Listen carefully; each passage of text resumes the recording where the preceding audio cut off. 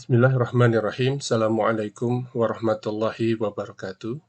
Selamat pagi para mahasiswa yang mengambil mata kuliah Islam Ulil Albab. Pada kesempatan kali ini, kita akan masuk pada materi tentang pemikiran Islam kontemporer. Ya, langsung saja tanpa memperpanjang waktu, kita akan masuk beberapa penjelasan atau definisi tentang pemikiran Islam kontemporer. Baik, jadi dalam materi ini ada 5 submateri yang akan disampaikan terkait dengan pemikiran Islam kontemporer. Yang pertama adalah roadmap pemikiran Islam, kemudian tipologi pemikiran Islam kontemporer di dunia, pemikiran Islam kontemporer di Indonesia, dan yang terakhir adalah ormas Islam yang ada di Indonesia. Nah, yang pertama terkait dengan roadmap ya pemikiran Islam. Ini merupakan roadmap pemikiran Islam dari masa Rasulullah Shallallahu Alaihi Wasallam sampai neo modernisme atau postmodernisme. Kalau kita jelaskan di sini pada masa periode Rasulullah Shallallahu Alaihi Wasallam, pemikiran Islam itu satu, ya. Artinya Rasulullah Shallallahu Alaihi Wasallam sebagai leader, sebagai pemimpin umat Muslim yang dia diberikan wahyu kepada Nabi Muhammad Shallallahu Alaihi Wasallam dan juga keluar hadis-hadis yang itu bagian dari penjelasan di dalam ayat Al-Quran. Nah, maka dari itu apa yang dimaksud dengan hadis kan mungkin kita sudah banyak memahami definisi tentang hadis, apa yang dikatakan oleh Rasulullah, apa yang dikerjakan, dan apa yang didiamkan itu termasuk bagian dari sunnah yang dalam arti kata sunnah yang dijalankan oleh Rasulullah itu tercantum dalam hadis-hadis yang Rasulullah sampaikan atau Rasulullah sabdakan. Nah, kemudian selanjutnya periode yang kedua itu adalah pada masa Khulafaur Rasyidin, ya. Pada masa Khulafaur Rasyidin ini nanti ya, yang kita kenal ada 4 khalifah. Yang pertama adalah Abu Bakar As-Siddiq, yang kedua Umar bin Khattab, yang ketiga Utsman bin Affan, dan yang keempat adalah Ali bin Abi Thalib. Nah, ini pemikirannya pun juga tidak keluar dari apa yang disabdakan oleh Rasulullah Shallallahu Alaihi Wasallam di dalam hadis dan juga apa yang disampaikan oleh Rasulullah melalui wahyu dalam kitab suci Al-Quran Karim. Nah, maka dari itu dalam Khulafaur Rasyidin ini juga termasuk dari salafus soleh. Nah, kemudian yang ketiga ya, setelah Khulafaur Rasyidin, pemikiran yang ketiga adalah berkembang pada masa dinasti Bani Umayyah, lalu dinasti Bani Abbasiyah ya. Pada 2 dinasti ini disebut juga bagian dari tabi'in dan juga tabi'ut tabi'in ya. Jadi ini 2 generasi di dalam dinasti Umayyah dan dinasti Abbasiyah itu bagian dalam tabi'in dan juga tabi'ut tabi'in. Nah, ada 2 pemikiran yang berkembang di sini dan juga ada 2 madrasah yang muncul pada masa 2 dinasti ini. Yang pertama adalah madrasah Ahlul Hadis di Irak dan madrasah Ahlul Ra'yi di Hijaz. Ada juga harakah falsafiyah fi mantiq wal kimiyah wal tib wal ghairiha, kelompok filosofi Islam, dan juga ada harakah tasawuf ya atau gerakan sufi atau tarekat. Nah, ini mereka 2 madrasah Ahlul Hadis dan madrasah Ahlul Ra'i yang ada di Hijaz, itu mereka berpacuan atau berpedoman kepada 4 imam mazhab, yaitu Imam Abu Hanifah, Imam Malik, dan Imam Syafi'i, dan juga Imam Imam Ahmad bin Hambal. Nah, ini juga mereka termasuk dari salafus soleh. Nah, kemudian dalam harakah tasawuf atau kelompok sufi atau tersebut juga kelompok tarekat, ini yang dimaksud dengan kelompok tradisionalisme ya, kelompok tradisionalisme atau lebih dikenal dengan klasik gitu ya. Nah, kemudian generasi yang selanjutnya ya, anggapan pintu ijtihad itu tertutup pada masa Turki Utsmani ya. Ini dalam masa dinasti Turki Utsmani itu ada muncul Harokah As-Salafiyah Syekh Muhammad bin Abdul Wahhab ya. Kayak kita kenal di situ ada Wahabi ya. Itu yang dimaksud bagian dari revivalisme. Nah, kemudian dalam masa periode Turki Utsmani, lalu ada kolonialisme dan imperialisme, ada revolusi industri, dan juga ada negara dan bangsa. Maka di situ muncul dua gerakan, yaitu Neo Salafiyah, Muhammad Abduh, kemudian Muhammad Rashid Ridho, dan Jamaluddin Al-Afghani. Kemudian yang kedua ada Madrasatul Tolaatul Judud, ya, liberalisme dan kontekstualisme. Nah, disitulah nanti muncul ada neo-revivalisme atau modernisme klasik. Kemudian yang ketiga ada neo-modernisme atau postmodernisme. Ya, kemudian barulah keluar berkembang di situ pada masa Turki Utsmani pemikiran Islam kontemporer. Nah, rekan-rekan sekalian, sebagaimana yang kita ketahui, pintu kekhalifahan itu tertutup atau selesai pada tahun 1924. Jadi pada masa Khalifahan Turki Utsmani yang dipimpin oleh Kamal Pasha itu beliau merubah ya ideologi negara yang awalnya adalah kekhalifahan ya kemudian diganti dengan ideologi negara atau republik ya. Maka berakhirnya masa kekhalifahan itu pada tahun 1924. Nah, maka dari itu muncullah berbagai macam aliran dan gerakan pasca turunnya pasca ditiadakannya kekhalifahan berganti menjadi presidensial.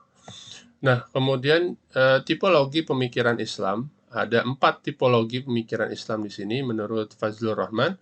Ada kelompok tradisionalisme, kelompok revivalis atau pembaharuan, ada kelompok neo-revivalis atau modernisme klasik, dan yang keempat ada neo-modernisme atau postmodernisme. Karakteristik kelompok tradisionalisme, ada beberapa karakteristik yang melekat pada kelompok tradisionalisme ini. Yang pertama adalah keterikatan yang kuat dengan ulama abad pertengahan, ya, atau imam mazhab, dan ada kecenderungan mengkultuskan mereka sehingga mereka lebih diagung-agungkan dalam pemahaman atau dalam ideologi pemikiran. Yang kedua, menganggap pintu ijtihad telah tertutup karena patokan mereka pada kelompok tradisionalis ini adalah pegangan mereka bukan lagi pada kejadian hal-hal yang baru yang terjadi pada masa kini, tetapi apa yang telah disampaikan pada imam mazhab itu. Ya, setelah itu tidak ada lagi ijtihad. Fatwa hukum sudah lengkap oleh ulama mazhab terdahulu, maka tidak ada lagi fatwa yang dikeluarkan setelah ulama mazhab tersebut. Menggunakan kias untuk masalah yang baru, tidak terlalu mempermasalahkan tradisi, dan tidak terlalu menganggap penting ilmu pengetahuan dan teknologi modern, karena pegangan mereka adalah kitab-kitab klasik, kitab-kitab yang disampaikan oleh ulama imam mazhab tersebut. Ada beberapa contoh di sini yang berkembang, baik itu di Indonesia maupun juga di dunia. Yang pertama ada namanya Tarekat Naksabaniyah, ada Jamaah Tabligh, dan ada juga Nahdlatul Ulama. Meskipun NU belakangan sudah mulai bergeser karakteristiknya, bukan lagi ada sebagian yang masih mereka memegang kitab-kitab klasik atau bisa kenal kalau di Pondok Salafi itu kitab kuning ya. Kemudian ada juga sebagian dari Nahdlatul Ulama ini juga pembaharu gitu yang memberikan pemikiran yang berkembang dalam masa sekarang. Nah, kemudian yang kedua adalah karakteristik kelompok revivalis ya. Kembali kepada Al-Quran dan As-Sunnah dengan pemahaman salafus soleh, 3 generasi utama, sahabat, tabi'in, dan tabi'un tabi'in. lalu tidak terikat oleh mazhab tertentu, la mazhabiyah, artinya mereka tidak fleksibel ya, tidak memegang satu mazhab tetapi bisa mengakomodir keempat mazhab tersebut.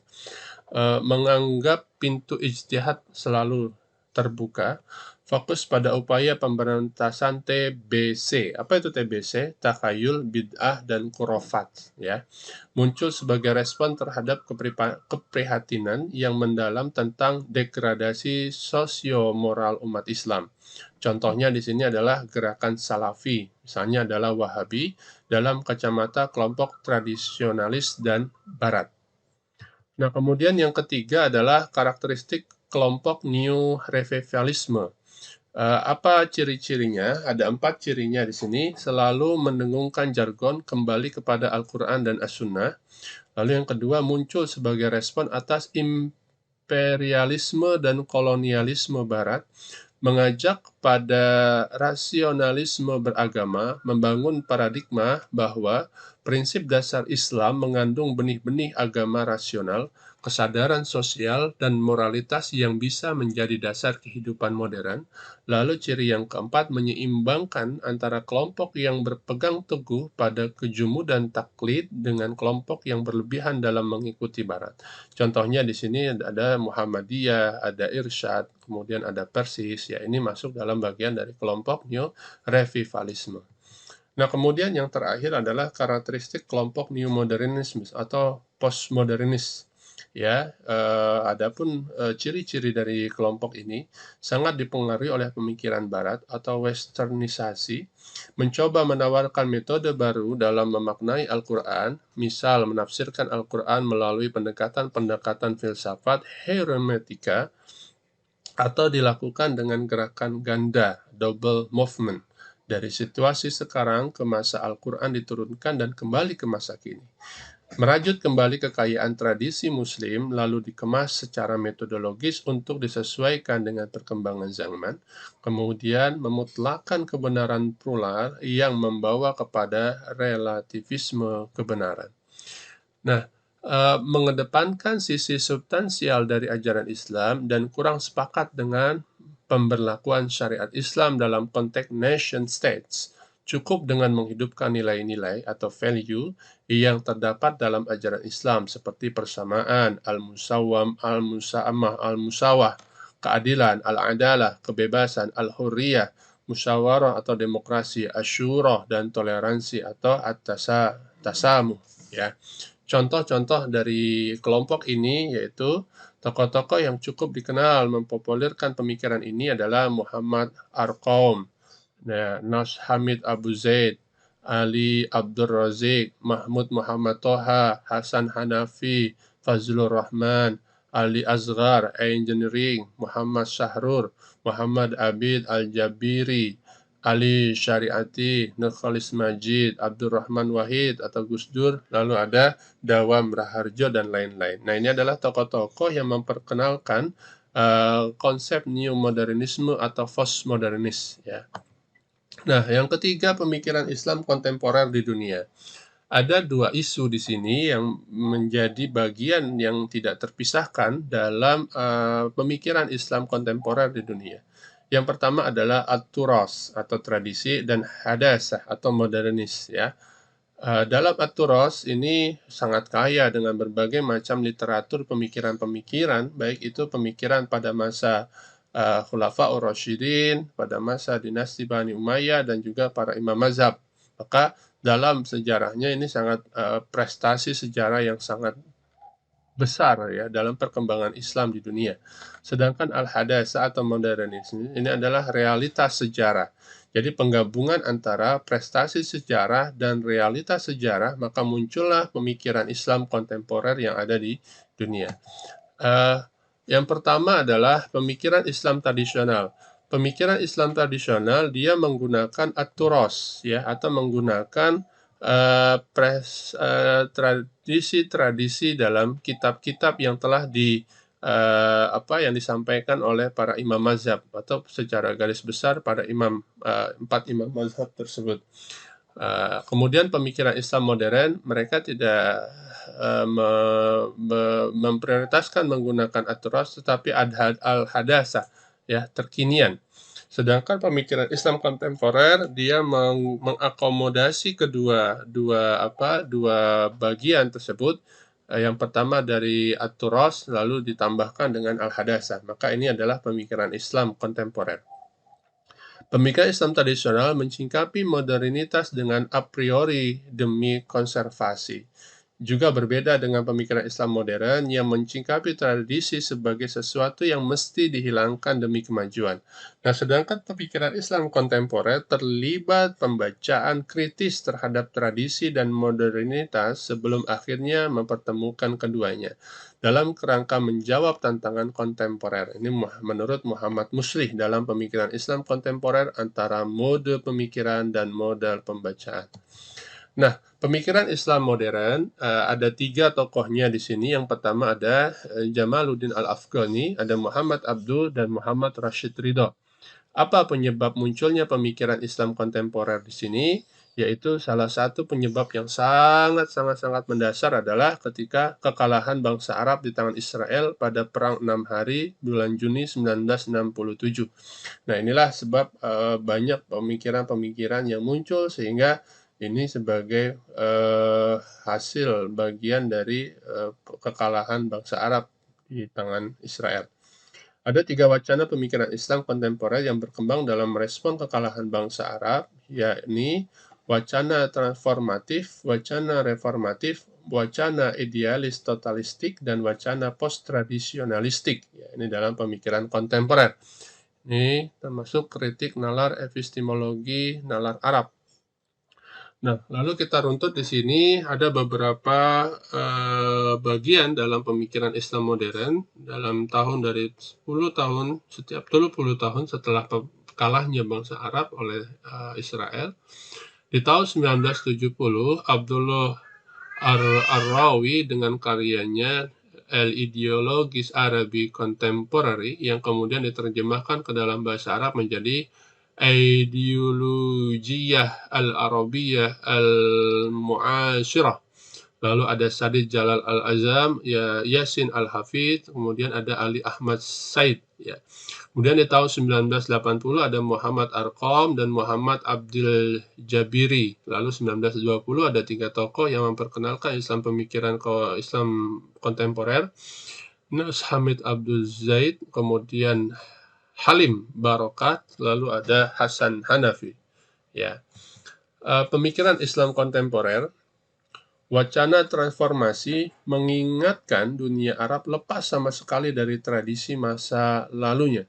Karena tradisi masa lalu tidak lagi memadai bagi kehidupan kontemporer. Tokoh-tokoh dari kelompok ini umumnya berhaluan Marxis seperti Adonis, Salamah Musa, Zaki Najib Mahmud. Lalu ada wacana reformatif, ya, mengingat sikap akomodatif dengan merekonstruk ulang tradisi dengan cara memberikan tafsiran-tafsiran baru. Tradisi tersebut dibangun kembali secara baru dengan kerangka modern dan prasyarat rasional. Wakil dari kelompok ini ada Aisyah binti Syati, ada Ali Asghar Engineer, ada Hasan Hanafi, Aminah Wadud, M. Imaro, dan Hasan Nawab. Nah, kemudian ada wacana idealis totalistik, ya, mengingatkan agar dunia Arab kembali kepada Islam murni, khususnya aliran salaf dengan slogan kembali kepada Al-Quran dan Hadis. Wakil dari kelompok ini ada Muhammad Ghazali, Sayyid Qutb, dan juga Muhammad Qutb. Nah, muncullah ada dua pemikiran di sini, revolusioner dan non-revolusioner. Ya, lalu kembali ke atas ada fundamentalisme Islam, ya, wacana kajian barat. Lalu yang keempat ini ada wacana post-tradisionalistik. Hampir sama dengan wacana reformastik, namun relevansi tradisi Islam tersebut tidak cukup dengan interpretasi baru lewat pendekatan rekonstruktif, melainkan harus lebih dari itu, yaitu dekonstruktif. Ya. Ini tokoh-tokohnya ada Syahrul, Arqam, Al-Jabiri, Nas Hamid, Abu Zaid, dan An-Naim. Nah, ada 2 wacana di sini, wacana reformatif dan wacana post-tradisionalistik, ya. Silahkan nanti bisa kalian bedakan antara 2 wacana ini, ya. Kemudian, nah ini ada Madrasah Muhammad Abduh. Ini adalah bagian dalam pemikiran ya murid dari Muhammad Abduh yang kemudian berkembang sebuah pemikiran. Ada orientasi kiri atau sekuler, ada orientasi kanan atau fundamentalisme.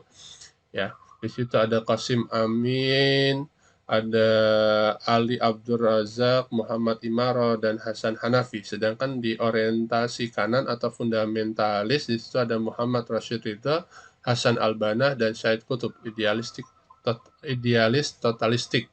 Ya, dan ada reformatis. Nah, ini merupakan revivalisme Syekh Muhammad Abdul Wahab bin Abdul Wahab ya, atau kita mengenal dengan aliran salaf gerakan Wahabi ya, basis perkembangannya ya. Kemudian di sini para aktivis IM ya, Ikhwanul Muslimin, yang sebagian besar dari kalangan terdidik dan profesional dimanfaatkan oleh Raja Faisal untuk mengupayakan modernisasi Saudi dengan menempatkan mereka pada jabatan penting di birokrasi seperti Departemen Pendidikan sebagai penentu arah kebijakan kurikulum pendidikan Arab Saudi. Ya, menggunakan posisi penting sebagai dosen di Universitas Ummul Qura, Muhammad Qutb ya, adik Syed Qutb, aktivis IM yang juga mendapat suaka di Saudi, mengawinkan antara ideologi Salafi dan Ikhwanul Muslimin dalam masalah hakimiyah. Ia juga mempopulerkan pemikiran kakaknya Syed Qutb di kalangan para peraja atau mahasiswa Saudi hingga terbentuklah gerakan Asyahwa Al-Islamiyah yang selalu mengkritik kebijakan kerajaan Arab Saudi yang dianggap pro-Amerika Serikat. Pemerintah Saudi merespon dengan mengkooptasi para ulama Salafi untuk mencegah pengembangnya pemikiran Asyahwa Al-Islamiyah. Dampaknya ada 3 kelompok besar Salafi di Saudi yang kemudian menyebar ke seluruh dunia hingga saat ini. Ada Salafi rejectionis ya, pro pemerintah, anti kekerasan, Salafi reformis ya, sekadar mengkritik kebijakan pemerintah, dan Salafi jihadis ya, menggunakan aksi kekerasan dalam mengkritik dan menggulingkan pemerintah yang sah. Nah, ini juga ada neo revivalisme Syekh Muhammad Abduh ya. Nah, ini bisa nanti kalian pelajari dalam perkembangan sejarah ya, sejarah dari munculnya pemikiran kontemporer. Dasar pemikiran Islam ya, wacana idealis totalistik ya, ini silahkan bisa kalian. Nah, lalu kita masuk ke dalam pemikiran Islam kontemporer di Indonesia. Ini ada menurut Fazlur Rahman ada 5 ya, tradisionalis, modernis, revivalis, post tradisionalis, dan postmodernisme ya. Dan ini tokoh gerakan atau aliran ya, kelompok-kelompok yang muncul pada masing-masing aliran tersebut. Ya, ini silahkan nanti bisa kalian baca secara pelan-pelan ya, yang termasuk dari kelompok Islam tradisionalis ya, ada 4 bagian di sini ya, ciri-ciri kelompok Islam tradisionalis yang ada di Indonesia.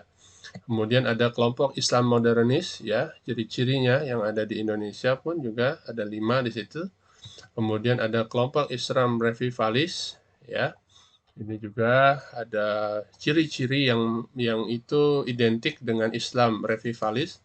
Ini ciri-cirinya ya, silakan nanti bisa kalian catat dan kalian catatan penting ya pada masing-masing ciri dari aliran yang ada di Indonesia. Ada Islam post tradisionalis ya, ini ciri-cirinya nih, bisa kalian baca dan kalian pelajari lalu kalian catat sebagai catatan penting ya.